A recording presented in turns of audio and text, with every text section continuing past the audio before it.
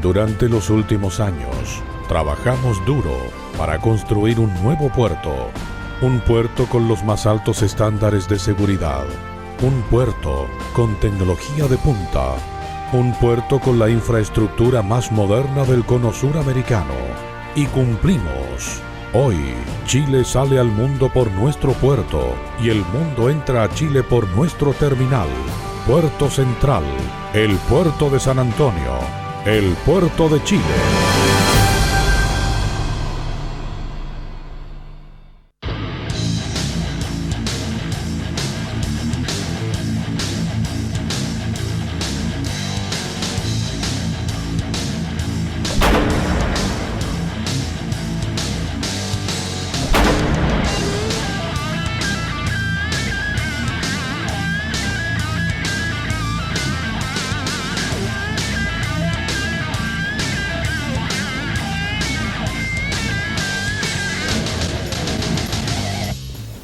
Así es como están, bienvenidos y bienvenidas a una nueva edición de Código San Antonio. En esta oportunidad, un programa excepcional. Ya conocemos también lo que está ocurriendo en nuestro país. La contingencia lo ameritaba. Hemos desplegado nuestros estudios hasta el domicilio del jefe de prensa Canal 2 Televisión y quien también es parte importante de nuestro programa, como lo es Juan Olivares. Él se encuentra con algunos inconvenientes de salud, pero afortunadamente también ha querido ser parte de lo que está ocurriendo en esta contingencia social, este estallido social que comenzó ya el pasado 18 de octubre y aún permanece en todo nuestro país y también en la provincia de San Antonio. Es por eso que es importante la voz también y las opiniones de Juan Olivares para que podamos también detallar lo que está ocurriendo y también tener esta perspectiva de Juan como jefe de prensa de Canal 2 Televisión, y por eso mismo hemos estado y estamos en su hogar, quien nos ha acobijado Juan, para que también la gente sepa el contexto de este programa, de esta oportunidad, y agradecemos obviamente a la familia de Juan y también al mismo Juan que nos ha prestado su hogar para poder realizar este programa. Primero que todo, y antes de comenzar con lo que está ocurriendo en esta contingencia social, y muchas gracias Juan Olivares, ¿cómo estás tú, Juan? Cuenta a la gente, has estado aquejado lamentablemente con un inconveniente de salud, va evolucionando día a día de mejor manera, pero cuenta a la gente el contexto del por qué estamos acá y también después vamos a comenzar a conversar de lo que está ocurriendo en nuestro país y en la provincia de San Antonio. Gracias, Juan, de todas maneras, y antes que todo por recibirnos en tu casa. Muchas gracias. Bien, gracias a ustedes por venir, por considerar la posibilidad de hacer este espacio de conversación que tenemos después de las noticias del Código San Antonio, que ya tiene varias temporadas y que en este año 2019 nos sorprende con la contingencia de este estallido social. Gracias por venir a la casa, gracias por darme la posibilidad también de estar vigente. Y lo primero, hablar de mi salud. He estado bastante complicado por una afección cardíaca severa que se me detectó a principios del mes de octubre y que derivó en una urgencia médica que me obligó a seguir un tratamiento que tiene todavía, calculo, para un par de semanas más, de acuerdo a lo que me ha informado el cardiólogo que me está tratando. Lo importante es que lo más grave ya pasó, ustedes me pueden ver, estoy bien en un estado de reposo y de tratamiento médico intensivo, y eso está avanzando. Así que no mucho más que decir respecto a eso. Solamente agradecer los saludos que me han llegado a través de mis redes sociales. Yo soy muy activo en Twitter, sobre todo también en Facebook. He hecho algunas transmisiones desde acá de mi casa, comentando lo que pasa, y ahí he recibido también el cariño de la gente de San Antonio, que yo sé que está vigente y sé que la gente lo tiene. Así que aprovecho de agradecerlo, porque además es primera vez que lo puedo decir públicamente a través del Canal 2 de San Antonio. Estuve en una transmisión de emergencia apoyando a mis colegas el domingo, cuando comienza toda esta convulsión que se generó en nuestro país, y estuve también de emergencia porque no debería haber estado ahí, pero la situación que se generó con Luis Valderas herido en el contexto de una cobertura que había en una manifestación en el centro de San Antonio, agredido por los carabineros, el equipo de prensa, me tocó estar, y eso es lo único que he hecho desde que partió todo esto, porque como te digo, estoy en tratamiento médico y me queda todavía para un par de semanas. Para comenzar con el programa del tema en cuestión, ¿qué ocurrió en nuestro país el pasado viernes 18 de octubre? Esto se venía hace algunas semanas atrás con la evasión al metro por parte de estudiantes. Pero ¿qué crees tú, o qué está ocurriendo, mejor dicho, en nuestro país desde ya hace 2 semanas a la fecha? Yo creo que son un montón de cosas. No pretendo yo ser quien le va a poner el titular a todo lo que ha ocurrido, solamente dar la opinión desde la perspectiva que a mí me toca, que es la de un ciudadano de San Antonio, profesional de las comunicaciones, en este medio de comunicación, en la radio, en fin. Y desde esa perspectiva te puedo decir que hay un cansancio, un agotamiento. Nadie que pueda revisar lo que ocurrió desde mediados de octubre hasta ahora, los primeros días de noviembre, puede pensar que esto tiene que ver con la tarifa del metro. Esto tiene que ver con un montón de cosas más. Tú que has reporteado las marchas y has estado en el medio de la convulsión social, te puedes dar cuenta que el reclamo que se hace va mucho más allá de esa cuestión específica que funciona como un detonante. Pero aquí hay un reguero de pólvora que venía desde mucho antes.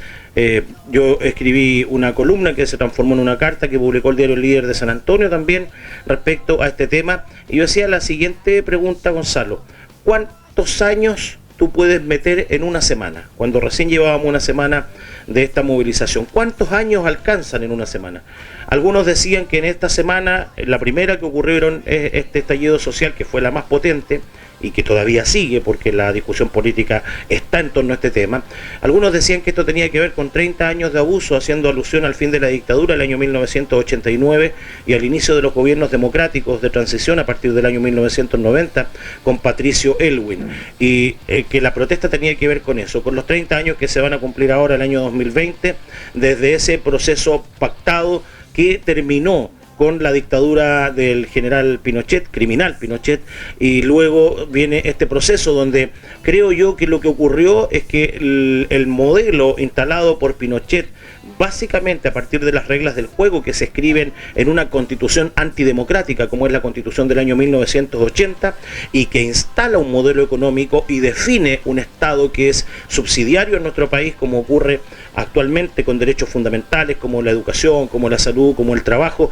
y deja ausentes a otros derechos esenciales como por ejemplo la vivienda. La Constitución de Chile no dice nada respecto a eso, sí lo dice la española, ya que se puede comparar lo que sucede en el mundo moderno, y la Constitución chilena tampoco dice nada sobre los derechos del agua, que hoy día están en manos de privados, que son grandes agricultores, la gran minería y empresarios multimillonarios que, como son propietarios del agua, generan caos y pobreza, como lo que ocurre en esta misma región en la provincia de Petorca, específicamente en la comuna de Cabildo. Entonces hay unas reglas del juego que se hicieron en dictadura y que han gobernado y definido el Chile que habitamos en el 2019 y que generaron este colapso.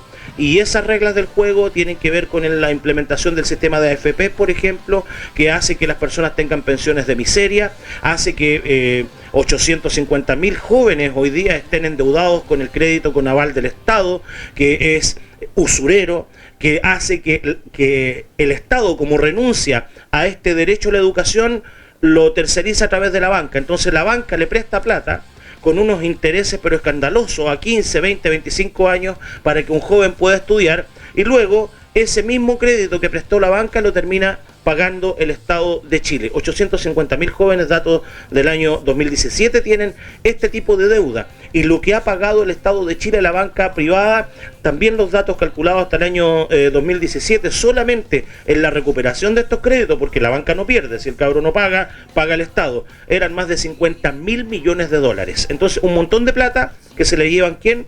Los magnates, los millonarios, los dueños del negocio. Por lo tanto, creo yo que lo que pasa con esta protesta que se inicia en el metro desemboca en un estallido social, en una rabia, en una molestia que la gente manifiesta en las calles, manifiesta en las marchas, y esa rabia tiene que ver con estas cosas que te estoy diciendo, pero con otras más.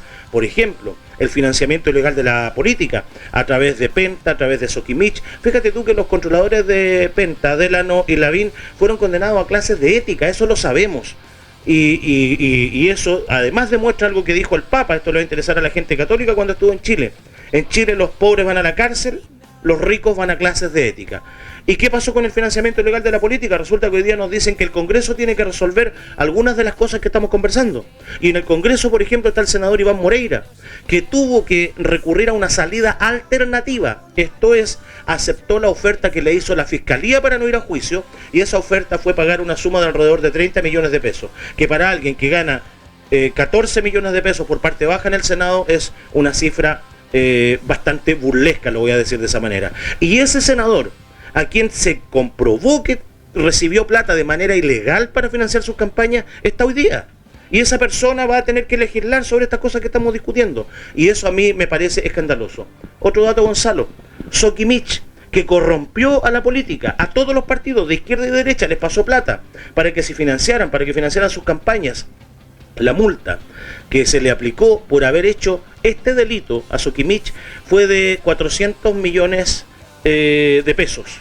Y eso es menos del 10% que Sokimich tuvo solamente en ganancias el año 2017. Por lo tanto, ahí también eso es escandaloso. ¿Qué daño le hace a una empresa que tiene ganancias sobre 4.000 millones de pesos que le hagan una multa de 400 millones de pesos? Todas estas cosas que estamos conversando y que se fueron sabiendo cuentagotas, reventaron en el octubre chileno del 2019. ¿Qué viene ahora? Llevamos ya más de 2 semanas, van a ser 3 semanas de movilizaciones. Las primeras fueron bastante violentas, con saqueos, con víctimas, por parte también de los toques de queda, la represión también de los militares y también lo que ocurrió con Carabineros. ¿Qué vendría ahora? ¿Qué tiene que venir ahora? Tú que también eres culto en el ámbito de la lectura, gracias, de que tienes también informaciones de otros países, por lo que tú estudias también diariamente. ¿Qué debe venir ahora o qué vendría ahora? ¿Continúan estas movilizaciones? ¿Vamos a estar así por un largo tiempo? ¿Hay alguna solución pronta? ¿Cómo lo ves tú? Mira, antes de comentarte lo que yo opino sobre lo que va a ocurrir, deja de detenerme en 2 cosas que tú mencionaste. Mencionaste los saqueos y el vandalismo respecto a la propiedad pública y a la propiedad privada. Y también mencionaste las violaciones a los derechos humanos. Yo creo que ahí hay que hacer una gran diferencia, porque con la misma rabia que podemos condenar los saqueos que hubo en Yoyeo, en Barranca, en San Antonio, creo que con esa misma fuerza tenemos que condenar las violaciones a los derechos humanos. Cifras que, imagínate, en un Estado democrático debieran conocerse. Ha sido súper difícil de conocer cuántos realmente son los detenidos en Chile, e incluso en algún momento había dudas sobre la cifra de muertos, que ya va por el orden de las 25 personas fallecidas sin confirmar, porque son datos sin confirmar. Hay Carabineros tiene su propia estadística, no sé cuál es la estadística que entregó el Ejército respecto a los procedimientos que ellos tuvieron mientras duró el estado de emergencia. ¿Dónde está ese informe? No lo hemos visto. ¿Por qué? Si se sacaron los militares a la calle, por ejemplo, en San Antonio hubo saqueos, yo no he escuchado ninguna explicación al respecto, porque si se sacaron los militares a la calle, además de Carabineros, además de la PDI, además de la fuerza pública, que es la que tiene que velar por el orden en las calles de nuestro país, y además se ponen los militares, a mí me gustaría que explicaran claramente cómo se explica que en San Antonio hubo saqueos, y que los vimos a través de este mismo canal, video grabado a las 2 de la tarde, la gente sacando las cosas en el supermercado mayorista de San Antonio y subiéndolos a los autos. ¿Dónde estaban los Carabineros? El saqueo de DIN, el saqueo de Haber, ¿dónde estaban? La calle Centenario, y la característica que tiene San Antonio, que es una sola calle, desde Yoyeo prácticamente hasta el centro de San Antonio, ya 2 calles si te vas por Independencia. Pero lo que pasa en San Antonio, si tú cortas Bombero Molina y cortas la calle Alberto Barros, bueno, ¿por dónde arrancan los saqueadores? Entonces, si yo, que no soy ni militar ni soy policía, soy capaz de pensar en una sencilla estrategia como cerrar las calles para capturar a los saqueadores, ¿por qué Carabineros no lo hizo? ¿Por qué no lo hizo el Ejército? Entonces ahí hay una explicación. Yo condeno sin duda la violencia, quemando los supermercados, incendiando el estadio, quemando los negocios del barrio, no se va a resolver ninguna cosa. Pero esa violencia también representa otra situación. Yo tengo hijos que tienen 14 años y que han salido a las marchas y que han estado ahí, y ninguno de ellos ha ido a saquear. Y no estoy diciendo que ellos son un ejemplo, estoy diciendo que son niños que a su edad son capaces de distinguir lo que es una protesta de lo que es un acto de vandalismo.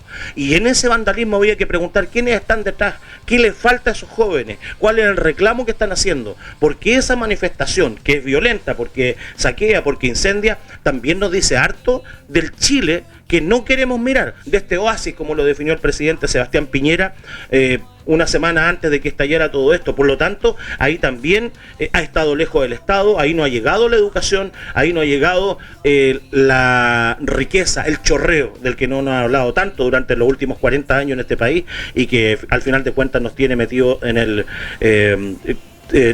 en este proceso de convulsión que estamos viviendo. Y por cierto, los derechos humanos se tienen que respetar siempre. Teníamos un trato, Gonzalo, teníamos un trato por la cresta, y déjame decirlo con tanta rabia, porque teníamos un trato. En Chile se violaron sistemáticamente los derechos humanos durante 17 años en la dictadura de Pinochet, y mira lo que pasó ahora. Tenemos 150 personas que perdieron un ojo o la visión completa. Hay una niñita de Santiago, de Puente Alto, que no va a volver a caminar. Hay una criatura de 7 años a quien le asesinaron a su padre. Entonces, de eso estamos hablando. Eso nos tiene que conmover y tenemos que exigir que haya respuesta. Yo escucho a las autoridades decir, si es que hubo algún exceso, lo vamos a investigar y se va a sancionar. ¿Cómo si es que hubo? ¿Acaso no han visto los videos? ¿No han visto lo que hemos visto todos los chilenos? Este discurso, este matizar las cosas, este hacerse los giles, Gonzalo, es lo que tiene a la gente en las calles, lo que nos tiene bien aburridos a todos, y por eso yo apoyo la protesta, apoyo las marchas, porque quiero que Chile cambie. Gracias, Juan. Obviamente vamos a continuar con este tema en los próximos programas de Código San Antonio. Vamos también a ver la posibilidad de también seguir con Juan entregando sus apreciaciones. Y también para terminar, un mensaje a la gente, obviamente, Juan. Yo creo, muy breve, porque sé que queda como un minuto nomás, lo acaba de decir nuestro director Julio Orellana, a quien aprovecho de saludar también, es que la discusión que se viene tiene que ver con la nueva Constitución para Chile. Y esta misma semana, que partió el lunes 4 de noviembre, hemos visto cómo la derecha y todas sus huestes salieron a decir, por ejemplo, el diputado Eduardo Durán, hijo del obispo famoso que le roba la plata a los evangélicos. Él salió a decir que la nueva constitución a la Asamblea Constituyente es la trampa del Partido Comunista y del Frente Amplio para llegar al poder. Así miente descaradamente esta persona que se hizo famosa por robarle la plata a la gente pobre en una iglesia evangélica. Entonces, cuando tú desinformas de esa manera, no ayudas a que se resuelva el tema de fondo.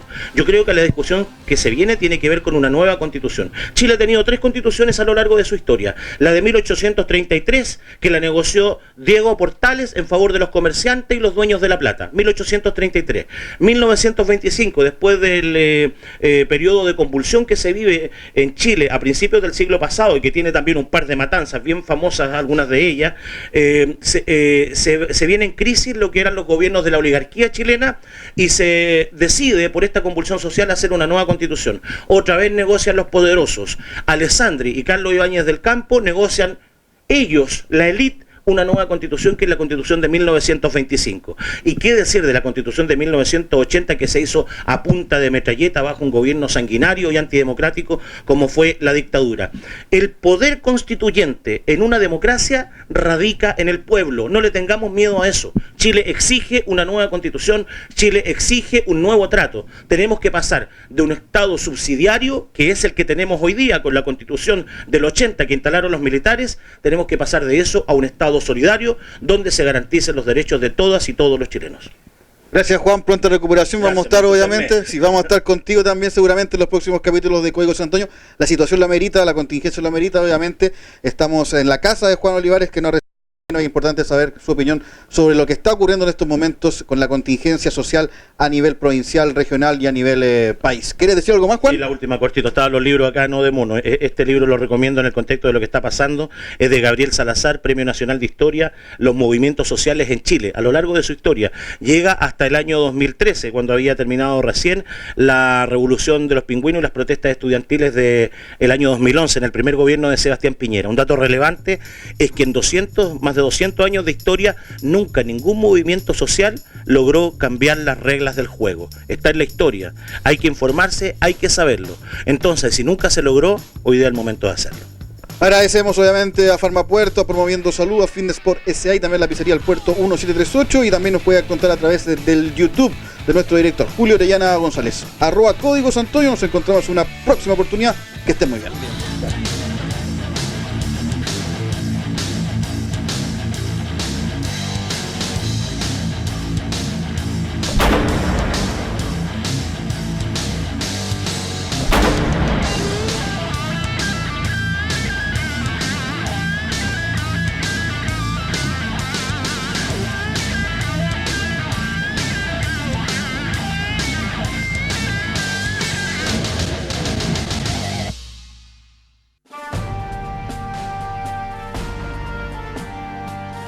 Durante los últimos años, trabajamos duro para construir un nuevo puerto, un puerto con los más altos estándares de seguridad, Un puerto con tecnología de punta. Un puerto con la infraestructura más moderna del cono suramericano. Y cumplimos. Hoy, Chile sale al mundo por nuestro puerto y el mundo entra a Chile por nuestro terminal. Puerto Central, el puerto de San Antonio, el puerto de Chile.